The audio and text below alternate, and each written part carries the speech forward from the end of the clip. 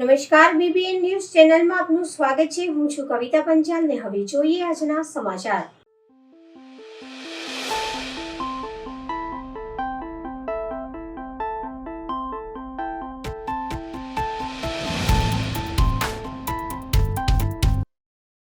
રાજકોટથી કાળજુ કંપાવનાર સમાચાર મળી રહ્યા છે। રાજકોટમાં મોટી ભીષણ આગ લાગવાની ઘટનાથી દોડધામ મચી જવા પામી છે। પ્રાપ્ત વિગત અનુસાર રાજકોટના નાના મોવા રોડ પર આવેલા ગેમ ઝોનમાં અચાનક આગ ભભૂકી છે તો આગ લાગવાની ઘટનાથી 30 જેટલાના મોત થયા છે। ઘટનાની જાણ થતાં ધારાસભ્ય પોલીસ કમિશનર રાજુ ભાર્ગવ અને કલેક્ટર સહિત પોલીસ કાફલો ઘટના સ્થળે દોડી ગયો છે અને રાજકોટ મહાનગરપાલિકાનું ફાયર વિભાગ પણ ઘટના સ્થળે દોડી ગયું છે અને આગને કાબૂમાં લેવાના પ્રયાસો હાથ ધર્યા છે, જ્યારે 10 જેટલી એમ્બ્યુલન્સ પણ ઘટના સ્થળે દોડી આવી છે। શા માટે સંચાલકો બાળકોને મોતના મુખમાં ધકેલે છે? આવડા પૈસા લેતાય સેફટીનો ન હોય તો શું કામ? શું ટીઆરપી ગેમ ઝોનના સંચાલકો પાસે ડીયુ સર્ટિફિકેટ છે? તે અનેક સવાલો ઉઠવા પામ્યા છે। તો હાલ રાજકોટમાં તમામ ગેમ ઝોનને બંધ કરવા તંત્ર દ્વારા બંધ કરાવી દેવામાં આવ્યા છે અને વધુ કોઈ બાળક આગમાં ફસાયો છે કે શું તે અંગે શોધખોળ શરૂ કરાઈ છે। बनाव बना है, अभी उसकी तहकीकात चल रही है। आग बुझाने का काम चल रहा है। प्राथमिक दृष्टि से अभी मैं कोई सा चौकस कारण नहीं बता सकता हूँ।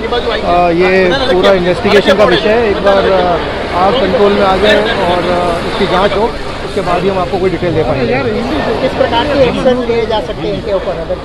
अभी अब ये एक इन्वेस्टिगेशन का विषय है कि आग का कारण क्या है और इसमें जो फायर ब्रिगेड के संग बैठ के और जो भी इसमें एक्शन लेने हैं और जो लेने चाहिए तो लिए गए कि नहीं लिए गए, उसके हिसाब से उसका आगे का एक्शन लिया जाएगा।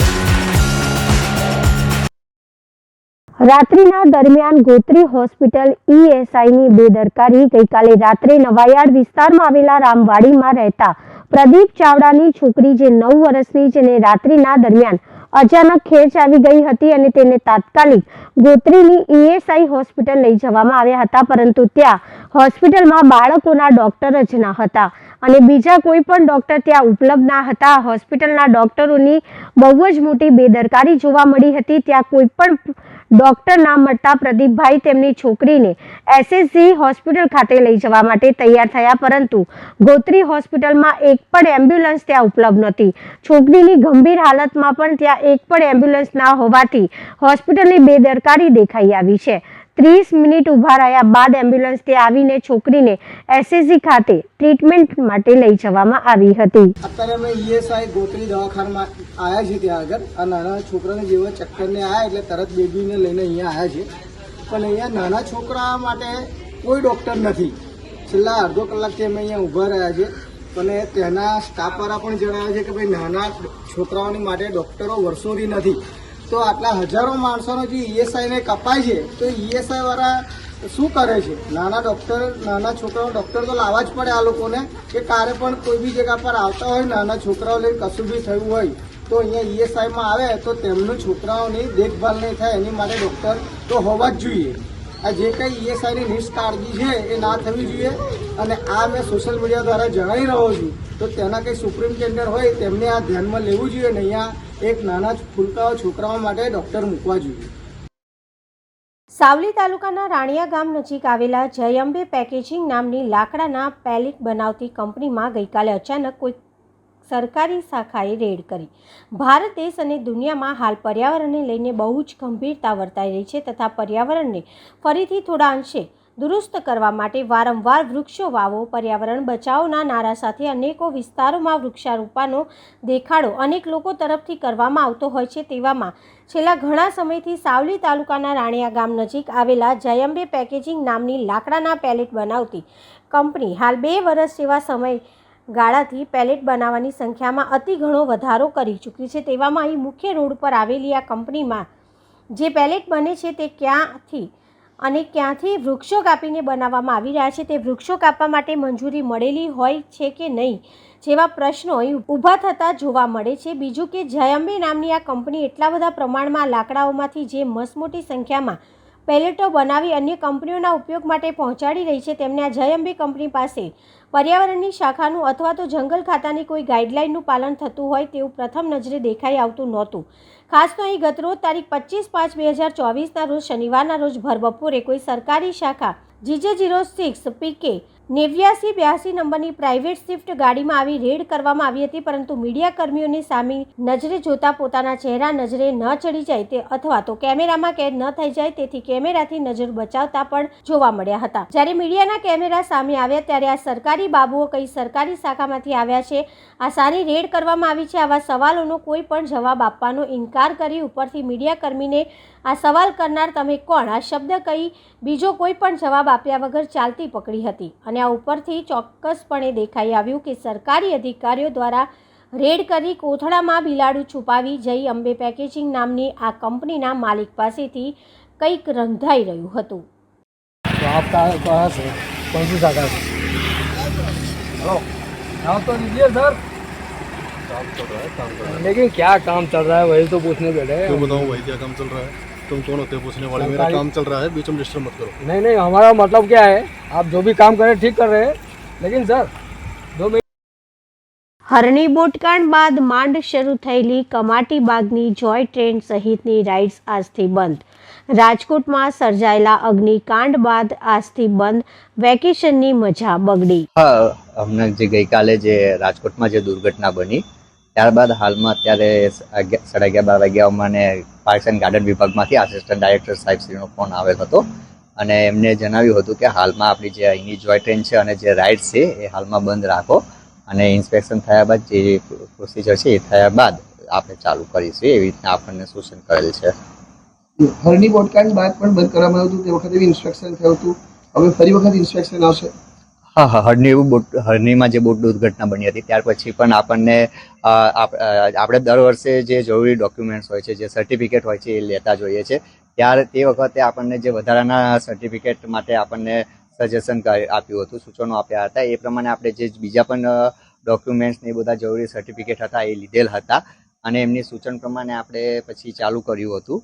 અને ત્યારબાદ હવે અત્યારે હાલ મહિનો જેવો સમય થયો અને પાછું આજે દુર્ઘટના બની ત્યાર પછી પાછું આપણને હાલમાં બંધ રાખવા જણાવેલ છે. કેટલા દિવસ એવું કંઈ કહ્યું છે? ના, એવું કશું કીધું નથી. હાલમાં એવું કીધું છે કે પેલું એક વખત આજે જરૂરી ડોક્યુમેન્ટેશનનું ને એનું એક વખત ઇન્સ્પેક્શન થઈ જાય ત્યાર પછી આપણે ચાલુ કરી દઈશું. આજે રવિવાર છે, રવિવારના દિવસે ઘણા બધા લોકો પરત જતા હશે. હા, આજે રવિવાર છે પ્લસ વેકેશનનો સમયગાળો ચાલી રહ્યો છે, તો વેકેશનનો સમયગાળો છે અને રવિવાર છે. રવિવારના લીધે કોર્પોરેટ ઓફિસોમાં પણ રજા છે, તો ખાસા એવા સહેલાણીઓ આજે ગાર્ડનની મુલાકાતે આવેલ હતા.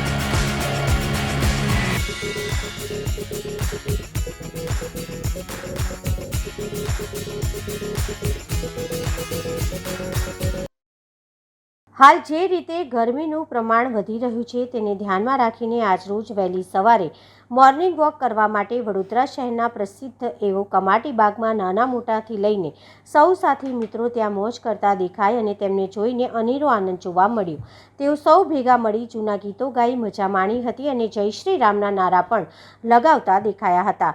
એક વડોદરા વાસીઓ માટે ખૂબ જ સરસ સંદેશો આપે છે કે આટલી કાળઝાળ ગરમીમાં પણ તેઓ સવારે મોર્નિંગ વોક કરીને શુદ્ધ હવા પ્રાપ્ત કરે છે અને બોડીને ફિટ રાખે છે.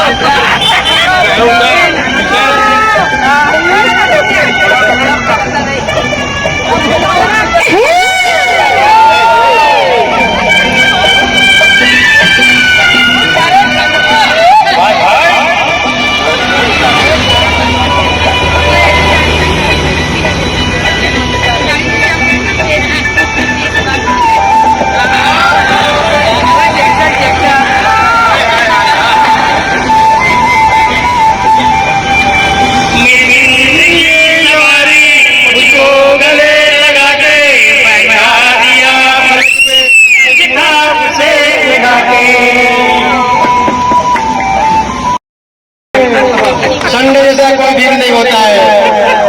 जय जय श्री राम, जय जय श्री राम.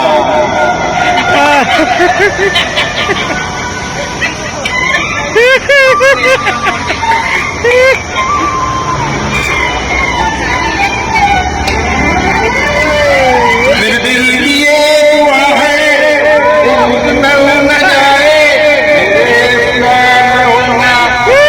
न जाए, कोई ना आए.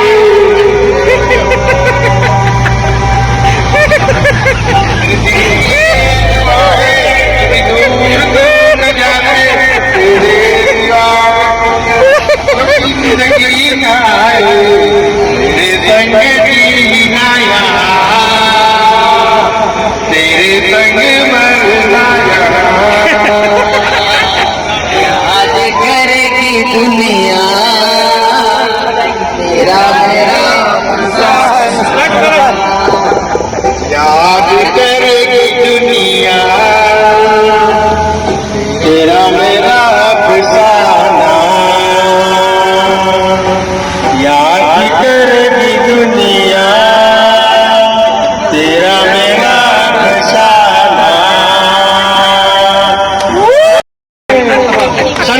कोई भीम नहीं होता है। जय जय श्री राम, जय जय श्री राम।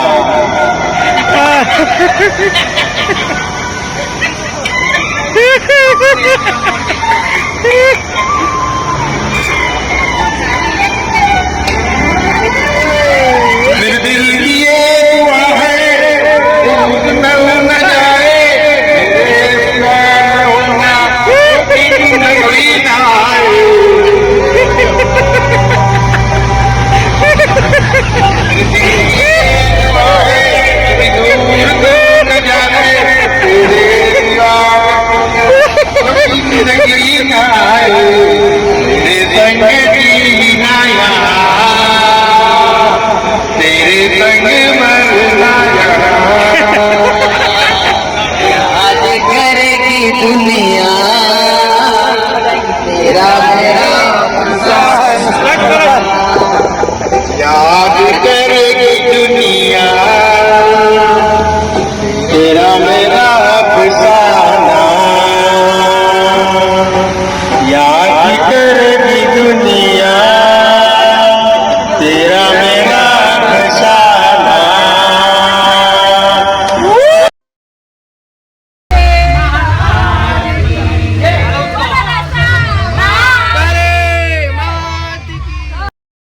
ભરૂચના દુબઈ ટેકરીમાં મહાકાળી માતાજીના મંદિરની પ્રાણ પ્રતિષ્ઠા નિમિત્તે શોભાયાત્રા યોજાઈ. જાડેશ્વરમાં આવેલા દુબઈ ટેકરી ખાતે 2 દિવસથી ચાલનારી મહાકાળી માતાજીની પ્રાણ પ્રતિષ્ઠા મહોત્સવમાં આજરોજ સવારે 9 કલાકે પૂજ્ય મહાકાળી માતાજીની શોભાયાત્રા મક્તમપુરથી દુબઈ ટેકરી સુધી યોજાઈ હતી, જેમાં વિશ્વ શાંતિ મહાકાળી મંદિર ઓસારાના સેવક શ્રી કૌશિકભાઈ ઈડોદરા ખાસ ઉપસ્થિત રહ્યા હતા. આ શોભાયાત્રામાં મક્તમપુરથી નીકળી દુબઈ ટેકરી સુધી ભારે આનંદ અને ઉલ્લાસમાં શોભાયાત્રા નીકળી હતી અને લોકોએ ડીજેના તાલે માતાજીના ગરબે ઘૂમ્યા હતા.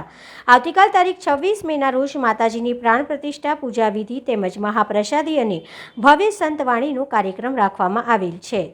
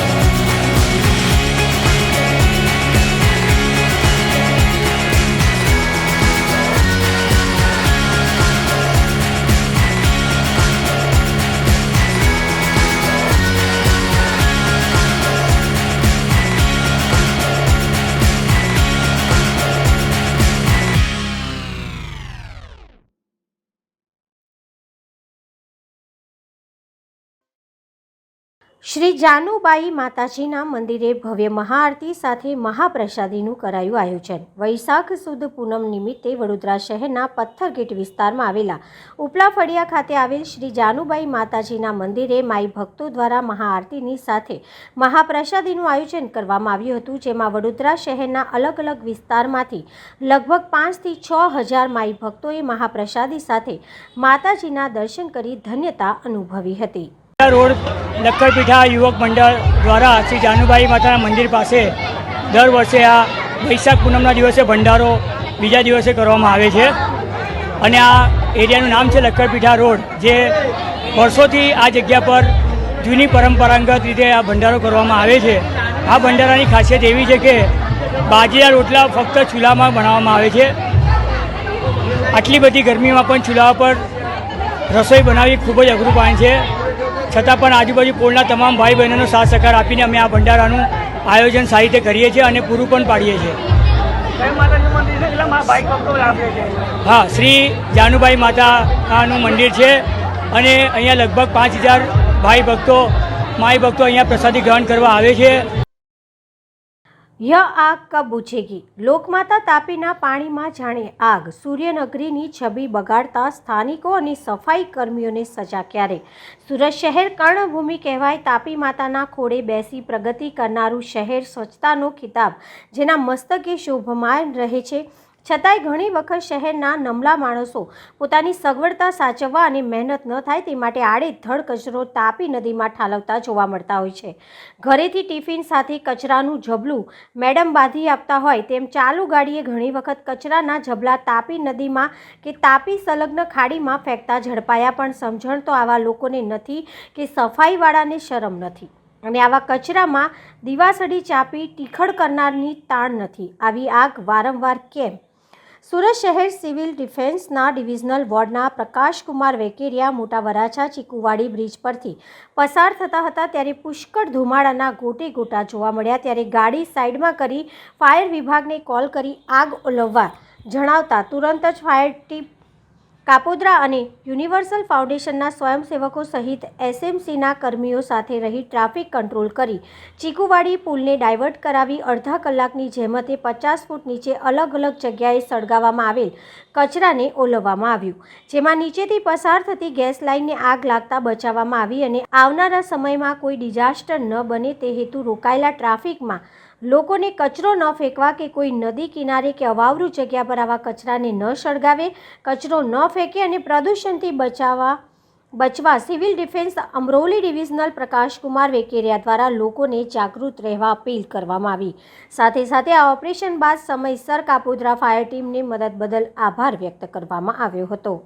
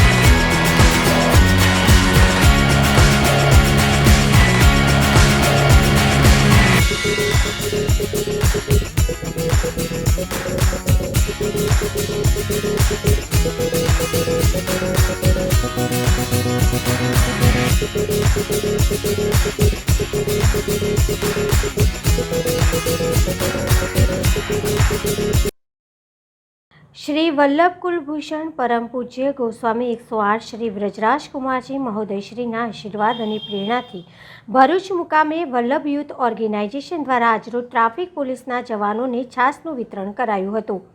છેલ્લા કેટલાય દિવસથી ઉનાળાની ગરમીના કારણે ડિહાઇડ્રેશન થવાના બનાવો તેમજ મૃત્યુના કેસો નોંધાઈ રહ્યા છે. રાજ્યમાં ગરમીનો પારો 40 ડિગ્રીની ઉપર સતત બતાવી રહ્યો છે, ત્યારે ભરૂચ જિલ્લાની વલ્લભ યુથ ઓર્ગેનાઇઝેશન સંસ્થા દ્વારા આજરોજ ટ્રાફિક પોલીસના જવાનોને સતત છાસનું વિતરણ કરાયું હતું. આ પ્રસંગે હાજર જિલ્લા ટ્રાફિકના પોલીસ ઇન્સ્પેક્ટર ભાવનાબેન મહેરિયાએ સંસ્થાના કાર્યને બિરદાવ્યું હતું. ભર બપોરે સતત ગરમીમાં ભરૂચના વિવિધ વિસ્તારોમાં ટ્રાફિકનું સંચાલન કરતા ટ્રાફિકના તેમજ BTETના જવાનોને ગરમીથી રાહત મળે તે માટે વલ્લભ યુથ ઓર્ગેનાઇઝેશન દ્વારા આ કાર્યક્રમનું આયોજન કરવામાં આવ્યું હતું. સંસ્થા દ્વારા આવનાર બીજા 2 થી 3 દિવસ સુધી આ કાર્યક્રમ ભરૂચ શહેરના વિવિધ ટ્રાફિક પોઈન્ટ પર જ્યાં ટ્રાફિક રહેવાના કારણે પોલીસ જવાનો સતત ધૂમધકતા તાપમાં ફરજ બજાવતા હોય છે, ત્યારે તેઓને ગરમીથી રાહત મળે એવા શુભ આશ્રયથી આ કાર્યક્રમનું આયોજન કરવામાં આવ્યું. આ પ્રસંગે સંસ્થાના પ્રોજેક્ટ હેડ દક્ષેશ શાહ, પ્રભારી આશિતભાઈ તોલાટ, સંસ્થાના VYOના પ્રમુખ રોનક ભરતભાઈ શાહ, સેક્રેટરી ચૈતન્ય શાહે કાર્યક્રમને સફળ બનાવવા માટે ભારે જહેમત ઉઠાવી હતી. હાલ જે ગુજરાત રાજ્યમાં ઓરેન્જ એલર્ટ જાહેર કરાવ્યું છે, સતત કેટલા દિવસથી ગરમીનો પારો વધેલો છે, એમાં જિલ્લા traffic police continuous city traffic પણ રોડ પર કામ કરી રહી છે. એ લોકો જે તડકામાં કામ કરે છે એ લોકોને ડિહાઇડ્રેશન ના થાય એટલા માટે થઈ અને વલ્લભ યુથ ઓર્ગેનાઇઝેશન દ્વારા છાશ વિતરણનું જે આયોજન કરવામાં આવ્યું છે. અમારા માનનીય DSP સાહેબ શ્રી પણ અમારી ઘણી બધી ચિંતા કરે છે આ વિષયમાં. એમના તરફથી પણ અવારનવાર સૂચના મળે છે કે તડકામાં પોતાને ખૂબ જ સાચવવાના છે, ખૂબ પાણી પીવાનું છે, લીંબુ પાણીનું સેવન કરવાનું છે, છાશ પીવાની છે. આ તમામ બાબતોને ધ્યાનમાં રાખીને આજે આ જે સંસ્થાએ જે આયોજન કર્યું છે એમના માટે હું આભાર માનું છું. Thank you so much. જય હિન્દ. પરમ પૂજ્ય ગોસ્વામી શ્રી 108 વ્રજરાજ કુમાર મહોદયશ્રીના આશીર્વાદથી આજે અમે છાશ વિતરણ કરવા જઈ રહ્યા છે. આ ગરમીને જોઈને પોલીસ કર્મીને ડિહાઇડ્રેશન ના થાય એના બદલ અમે આજે જાડેશ્વર, શક્તિનાથ, જંબુસર ચોકડી, ABC ચોકડી બધે છાશ વિતરણ કરવાના છે અને અમે આવી સેવા આગળ ફ્યુચરમાં બી કન્ટિન્યુ કરશું એવું અમે ટીમ ફાઇનલ કરેલ છે. Thank you.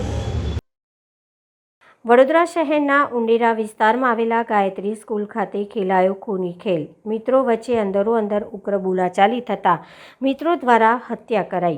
ધીરજ સુરેદાનની હત્યા થઈ. સમગ્ર ઘટના CCTV કેમેરામાં કેદ. હત્યારો આયુષને ક્રાઇમ બ્રાન્ચની ટીમે ઝડપી પાડ્યો. 20 વર્ષીય ધીરજની હત્યા કરનાર હત્યારા મિત્ર આયુષને ક્રાઇમ બ્રાન્ચની ટીમે ગણતરીના જ કલાકોમાં ઝડપી પાડ્યો હતો. ઘટનાની શહેરમાં ચકચાર મચી જવા પામી છે.